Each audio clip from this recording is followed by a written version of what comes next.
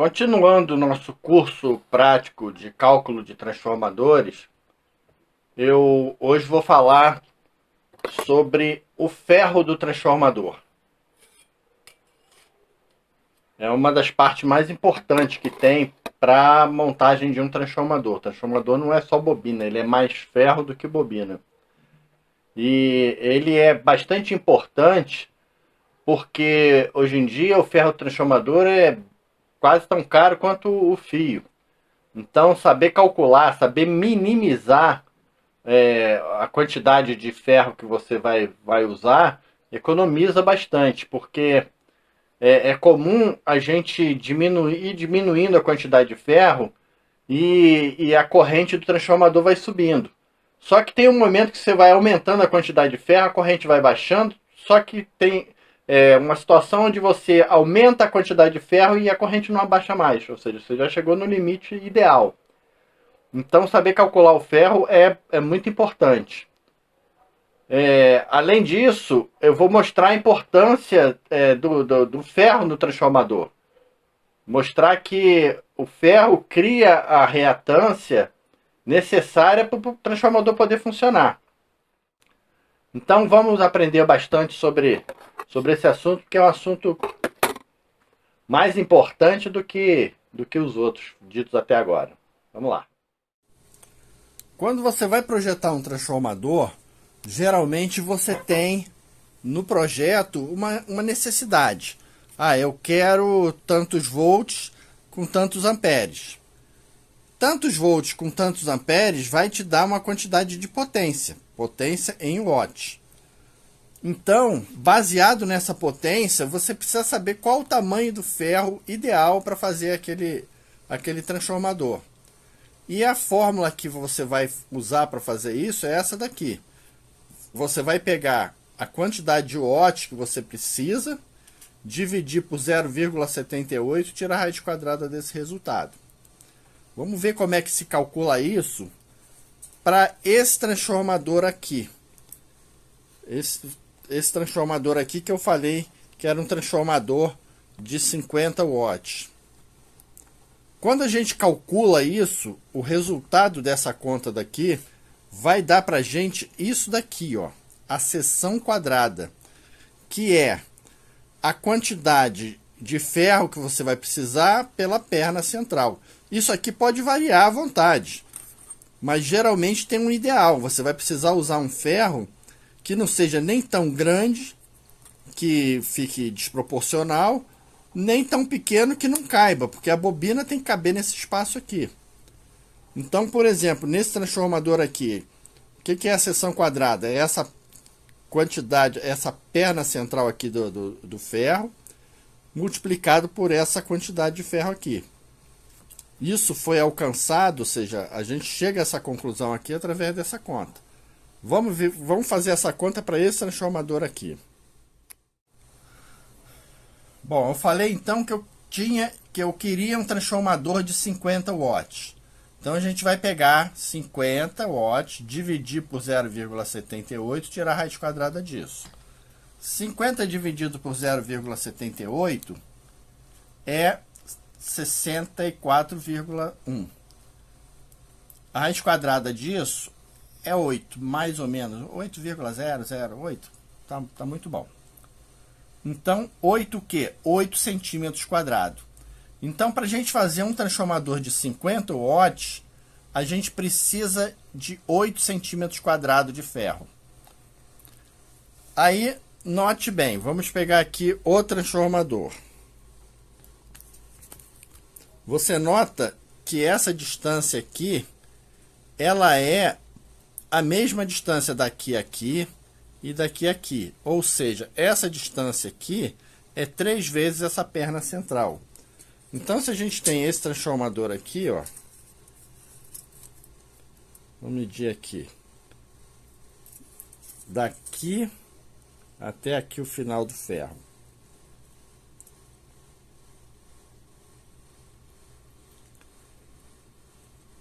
Ele é um ferro de 3 polegadas, ele dá 75 milímetros, mais um pouquinho. Então a gente chega à conclusão que a perna central aqui desse transformador é 25 milímetros. E qual a quantidade de ferro?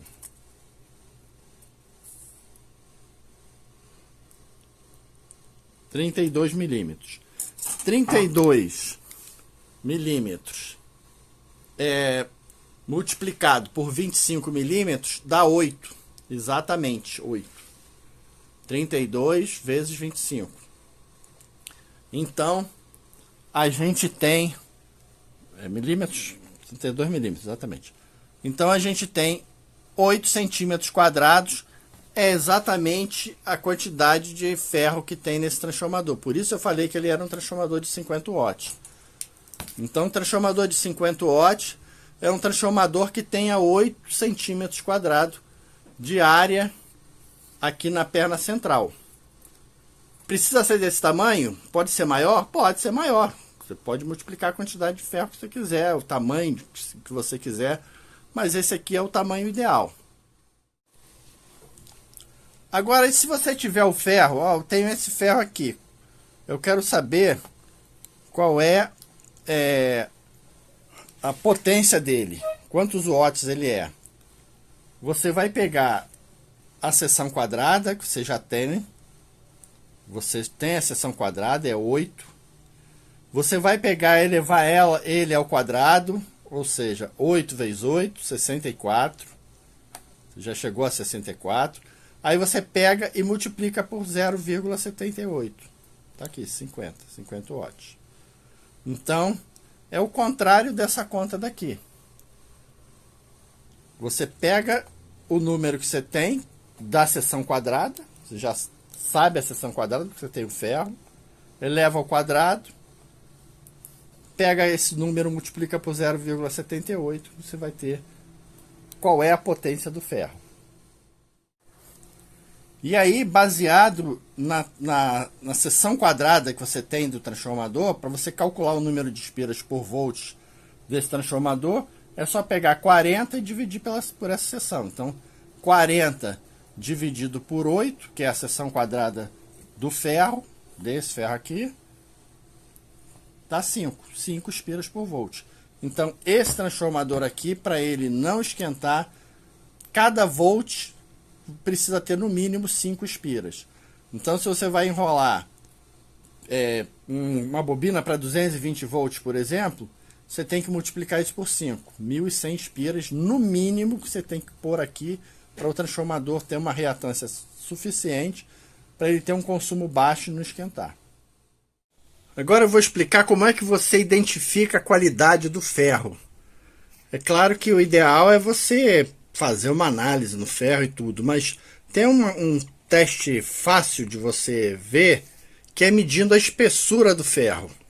Normalmente o ferro de transformador, você vai perceber que ele é uma chapa sem brilho, é uma chapa meio esquisita, assim, isso aqui por causa do silício, que é agregado a esse ferro. E é comum a medida da espessura dessas lâminas ser isso aqui, ó. Tem um tracinho preto aqui, é 0,5 milímetros. Ou seja, cada 2 chapas dá 1 milímetro. Essa é a espessura padrão de um ferro de grão não orientado. Porque existem 3 qualidades de ferro para você fazer transformador. E isso vai afetar naquela constante, 40 dividido pela seção. Os transformadores, os ferros de transformadores podem ser grão não orientado, como é o caso desse aqui. Ele pode ser de grão orientado, que é um ferro de qualidade muito melhor, que normalmente é usado nas bobinas de toroide. Aqueles ferros lá costumam ser de grão orientado, mas também tem muito transformador que usa lâmina de grão orientado, é muito mais cara. E uma outra lâmina, que foi uma lâmina que uma fábrica criou aí, que é uma lâmina mais barata, de 0,65 milímetros. Então, ela acaba sendo 3 lâminas dessa daqui, acaba dando quase tanto quanto 2 lâminas da outra. Ela é bem mais grossa do que essa daqui. Então, o que acontece? O ferro de grão não orientado, como é o caso desse daqui, você vai usar aquela constante, 40. Então você vai medir o ferro, você vê, se ele tem meio milímetro, se duas chapas têm 1 milímetro, é aquele ferro que você vai usar a constante 40. Se a chapa for fininha, 3 chapas de transformador der é o equivalente a 2 chapas dessa daqui, ou seja, ela tem a de grão orientado, ela tem 0,36 milímetros. Ela é bem mais fina do que essa daqui. Então é 0,36. Então você pode usar 33 mais ou menos naquela constante. Pode pegar, você vê que baixa muito a quantidade de espira usando um ferro melhor. Só que é um ferro muito mais caro. E o outro ferro que é mais grosso, que é 0,65, ali você vai ter que usar 45 para fazer a constante. Então é assim que você identifica na prática qual é o ferro melhor, qual é o ferro pior, baseado na espessura dele, baseado na aparência. Com experiência você começa a olhar e dizer, isso aqui é ferro de aço silício GNO, grão não orientado, e o outro é GO, grão orientado. Agora nós vamos falar sobre o tamanho dos ferros. O ferro, quando ele é cortado lá na fábrica, a primeira coisa que eles têm é um pedaço de chapa desse tamanho. Aí eles estampam esses furos. Depois eles pegam e estampam o I. Eles tiram essa pecinha daqui e essa pecinha daqui, para ter o maior aproveitamento possível. Aí depois eles cortam ela aqui no meio. Tiram um E de cada lado, ou seja, de uma chapa eles conseguem tirar 2 E's e 2 I's. E o tamanho dela é todo proporcional. Então olha aqui, essa chapa aqui ela tem 32 milímetros aqui nessa perna central. Então a gente pode, só por essa medida, saber todas as outras medidas. Você vê, aqui tem 32 milímetros. Então aqui vai ter 3 vezes isso, porque 32 aqui, aqui e aqui. 96 milímetros. 96 milímetros é o mesmo tamanho disso daqui e do I. Ou seja, o I tem 96 milímetros. Aqui, esse buraco aqui, tem 32 dividido por 2, quero dizer, 16 milímetros. Então a largura do I é 16 milímetros. Esse pedaço que vem daqui a aqui, ele é a metade do tamanho do I. O I tem 96 milímetros, foi tirado daqui, então aqui tem 48 milímetros, metade do tamanho do I. Então, pela medida, por uma das medidas, a gente sabe todas as medidas da chapa. Todas elas foram calculadas a partir de uma, porque ela é toda proporcional. Além do ferro comum, que é esse ferro aqui de perna curta que eles chamam, existe o ferro de perna longa, que é um ferro mais caro, além dele ser mais pesado, evidente, mas ele ainda é mais caro porque ele despreza uns pedaços. A chapa é inteira assim, eles estampam 2 I's, tira os I's, depois ele vem e corta aqui, faz um outro I. Então a chapa fica com essa perna toda comprida aqui, que é uma chapa especial para você colocar transformadores onde você precisa de um tamanho menor. Você não pode crescer o tamanho do ferro, mas não é muito comum, é muito raro você ver transformadores com chapa desse jeito. Esse aqui é o tamanho comercial de todos os ferros que tem no mercado para se fazer transformador. São todos os ferros, menos o de 60 milímetros, são dados em polegada. Na hora que você vai comprar, você pede ele em polegada. Mas na hora que você trabalha ali no dia a dia, você costuma mencionar o tamanho dele em milímetro. Eu até fazia as contas dos transformadores em milímetro, por mais longe às vezes que tivesse a medida. Mas funciona. Então, o que acontece? O primeiro ferro é um ferro pequenininho. Existe ferro menor do que esse, existe ferro maior do que esse, mas esses são os comerciais para quase todos os casos. é o ferro de 3/8, que é o ferro que a perna central tem 1 centímetro, 10 milímetros. Depois desse tem o ferro de meia polegada, que a perna central tem pouco menos de 13 milímetros, mais ou menos 13. Depois tem o ferro de 5/8, que é o ferro com 16 milímetros. Depois o ferro de 3/4, que a perna central tem 19 milímetros, eu considerava 20. Depois tem o ferro de 7/8, que a perna central tem 22 milímetros.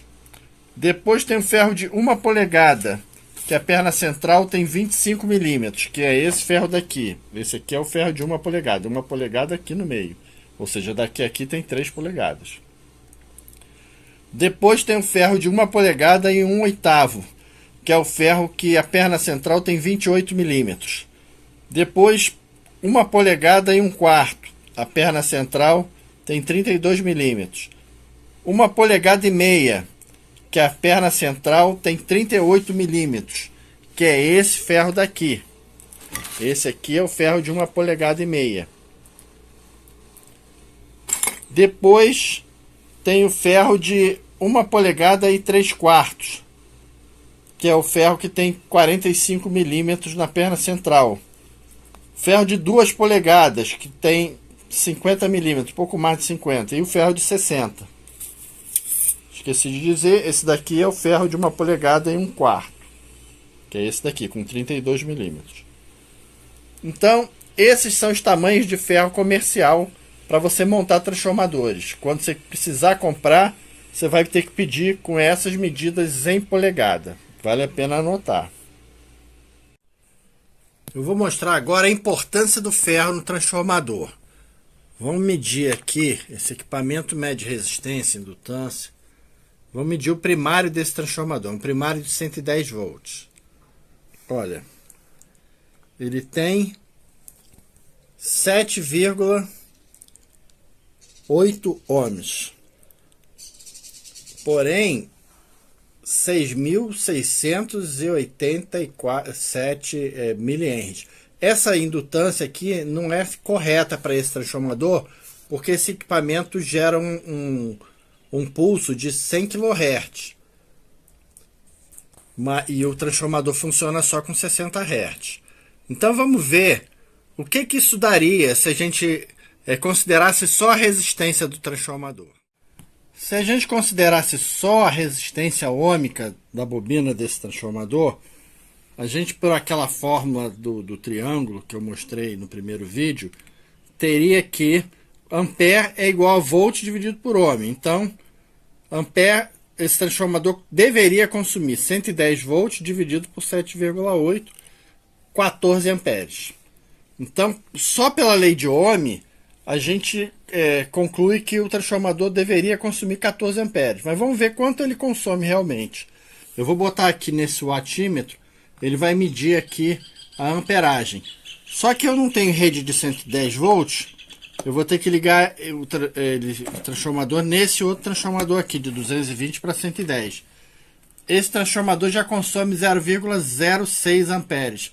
Então, a gente vai diminuir 0,06 no final da medição.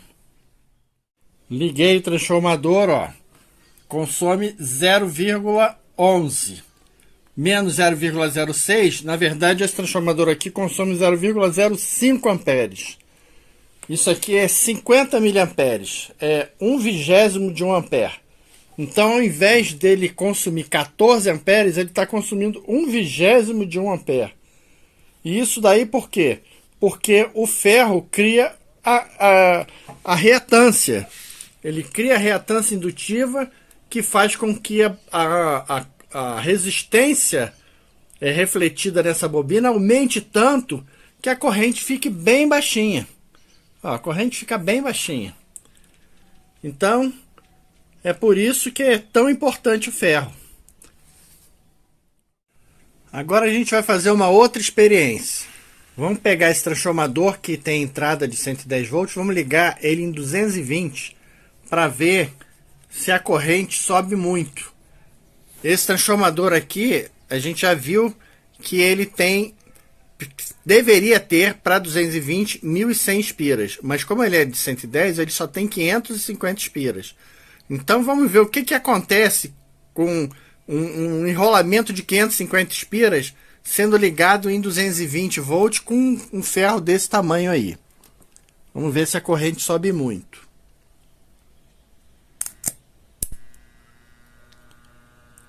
Olha lá, 1,77 amperes. Então, o que acontece? Você vê que a bobina ligada em 110, ela, com as 550 espiras ligadas em 110, consome 0,05 amperes. Agora, ligada em 220, ela já passou a consumir 1,7 amperes, ou seja, praticamente 36 vezes mais do que ligada em 110. Isso por quê? Porque a reatância é a mesma, só que ele precisa, a voltagem é muito maior, então a amperagem sobe muito. Você manteve aqui uma reatância embaixo, aumentou a voltagem, a amperagem sobe pra caramba. A reatância não subiu junto com a voltagem.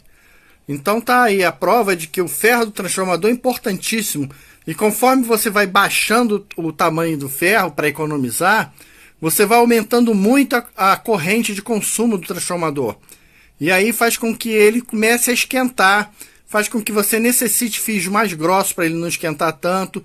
Ou seja, não é inteligente diminuir a quantidade de ferro. O ideal é colocar o ideal. Bem, com tudo que a gente viu nesses 3 vídeos, a gente já tem material suficiente para calcular um transformador do zero. Ou seja, você criar uma necessidade e saber qual o tamanho do transformador ideal para você fazer. Só que eu ainda vou fazer mais um vídeo mostrando os materiais que se usa em transformadores. Mostrando os tamanhos dos carretéis, mostrando os materiais de acabamento, as abraçadeiras, os pezinhos, como é que é o nome, para quem quiser trabalhar com isso, saber como pedir esse material. Porque às vezes a pessoa chega e fala, eu quero aquele pezinho tal, e o nome do negócio às vezes é cantoneira, às vezes é patilha, são nomes que o pessoal não está muito habituado. Então no próximo vídeo a gente vai ver os materiais de acabamento dos transformadores. E aí sim, depois a gente vai fazer o cálculo de um transformador partindo do zero. E aí vamos dar por encerrada a explicação do curso. Vamos para o próximo, então.